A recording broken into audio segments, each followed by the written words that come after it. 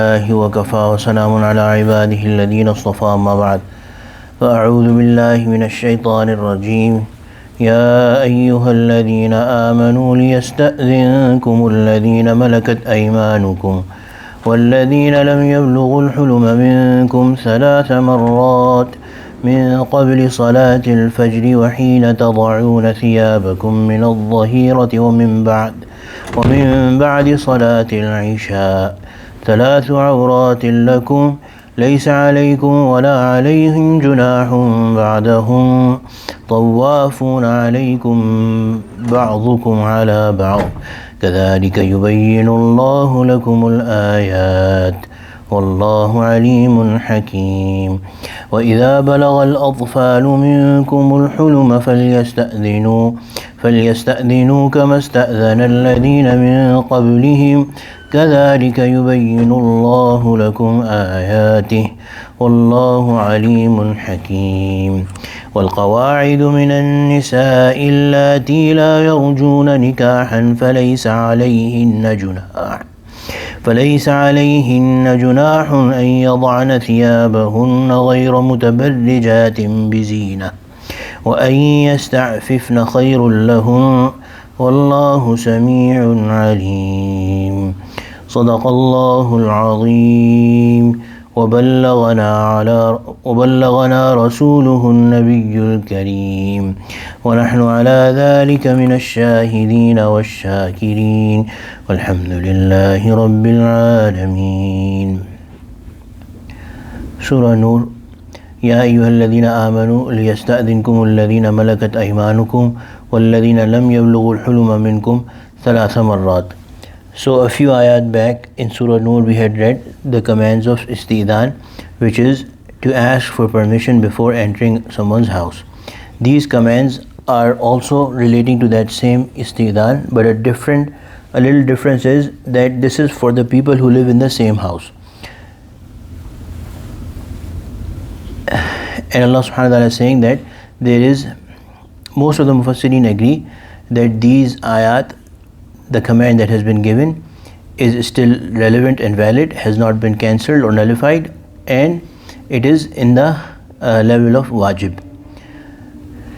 يا أيها الذين آمنوا ليستأذنكم الذين ملكت أيمانكم والذين لم يبلغوا الحلم منكم. Those slaves owned by you, O people whom you believe, O people who have believed, the slaves owned by you, and those of you who have not reached puberty. So these are apparently not from among the non-mahram. They are those who are allowed to come inside the house. But even those people, those who are slaves and those children essentially who have not reached puberty, they must seek your permission 3 مرات at 3 times من قبل صلاة الفجر, before basically night time, so before the time of Fajr, before the Fajr Salah, وحين تضعون ثيابكم من الظهيرة ومن بعد صلاة العشاء. The 2 other times are that when you take off your clothes at noon and after the prayer of Isha. So taking off the clothes here means that when a person is in a private setting, when they are in a non-formal environment, then a lot of times we just like to dress comfortably, and extra clothing, which is adornment or extra covering, which is not necessary, a person removes. And these 3 times are particularly those times where a person is less formal and free in their own place of privacy. So these are the times where even children and those who are maharim, essentially they should also, if they want to see somebody, they should take istizan. They should ask for permission before entering. And remember, Hazrat Abdullah ibn Mas'ud radiallahu anhu was asked about this particular ayah. He said that in that time, in the time of the Prophet sallallahu alaihi wasallam, we had very simple houses. Basically, we would cover our places with curtains, and a lot of houses did not even have curtains. So these were basically open houses.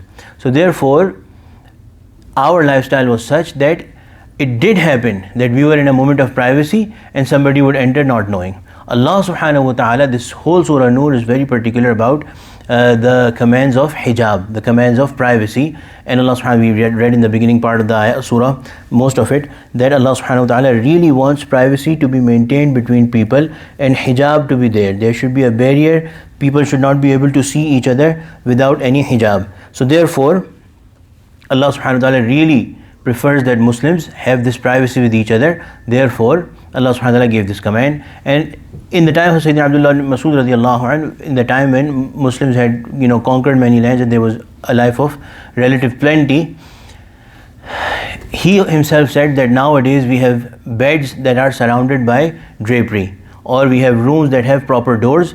So still, he said that my belief is and my understanding is that this ayah is still relevant, and we should still seek permission before even the maharim should seek permission in these times of privacy. And this is not only about those specific times, but when we know that this is a person's time of privacy, it may be outside of these 3 times mentioned in the Quran, we should respect, and if we want to see them, if we want to meet them, we should first ask for permission before walking upon them.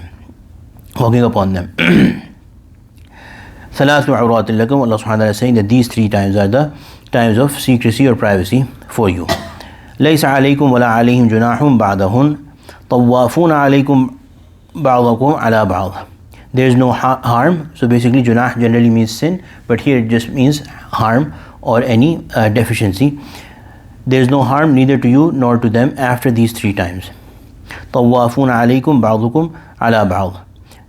They are your frequent visitors, as some of you are frequent visitors of the others. So this ayah particularly mentions, clarifies that this is about frequent visitors who live in the same house or keep on visiting each other without any hijabat in between. كَذَلِكَ يُبَيِّنُ اللَّهُ لَكُمُ الْآيَاتِ.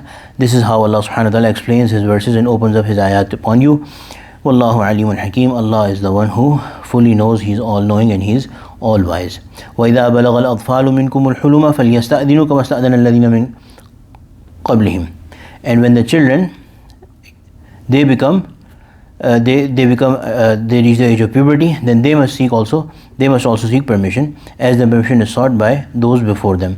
كَذَلِكَ يُبَيِّنُ اللَّهُ لَكُمْ آيَاتِهِ وَاللَّهُ عَلِيمٌ حَكِيمٌ. This is how Allah subhanahu wa ta'ala explains His verses to you. Allah is all knowing, all wise. The next ayah, وَالْقَوَاعِدُ مِنَ النِّسَاءِ اللَّاتِي لَا يَرْجُونَ نِكَاحًا فَلَيْسَ عَلَيْهِنَّ جُنَاحٌ أَن يَضَعْنَ ثِيَابَهُنَّ غَيْرَ مُتَبَرِّجَاتٍ بِزِينَةٍ. This is an exception to the ayat of hijab or parda that was mentioned in this surah and also in the surah Ahzab, which is قَوَاعِدُ مِنَ النِّسَاءِ. Qawaid are those old women who are basically sitting. Sitting means that they have no hope for marriage. So they are not striving, they have no expectation, they have reached such an old age that there is no fitna, or they are not seeking marriage, or it is not presumable that somebody would want to marry them. They are at that age. Allati la yarjuna nikaha. These women who have no hope for marriage. فَلَيْسَ عَلَيْهِنَّ جُنَاحٌ أَن يَضَعْنَ ثِيَابَهُنْ. So old women and not in the search for a husband. فَلَيْسَ عَلَيْهِنَّ جُنَاحٌ أَن يَضَعْنَ ثِيَابَهُنَّ غَيْرَ مُتَبَرِّجَاتٍ بِزِينَةٍ. There is no sin upon them if they take off their extra clothes while they do not display their adornment. So for such women it is allowed that the outer extra clothing that is used to cover the clothes that they are wearing to hide the beauty of those clothes, they can remove those that burqa or exterior bigger shawl or other stuff that they are using, extra clothes. Still the condition is that it should not be with the intention of exposing their adornment or their zina or their beauty, that they put on makeup and beautify themselves and sit before people thinking that Allah has allowed us. No, it is when the intent is and they are not showing off their adornment. وَإِن يَسْتَعْفِفْنَ خَيْرٌ لَهُنْ. Still, if they still do not do this and still do parda or hijab as other women do, then it is way better for them. Still, if they refrain from even from this, then that is way better. Wallahu Sami'un Alim. And Allah is all hearing, all knowing. So whatever we do, the intentions, the actions, what is visible, what is not visible, all is known to Allah subhanahu wa ta'ala and the same to Allah subhanahu wa ta'ala, and He has the capacity to hold us accountable. ربنا تقبل منا إنك أنت السميع العليم وتب علينا إنك أنت التواب الرحيم. اللهم اجعلنا من أهل القرآن الذين هم أهلك وخاصتك. وصلى الله تعالى على خير خلقه سيدنا مولانا محمد وعلى آله وصحبه أجمعين. آمين برحمتك يا أرحم الراحمين.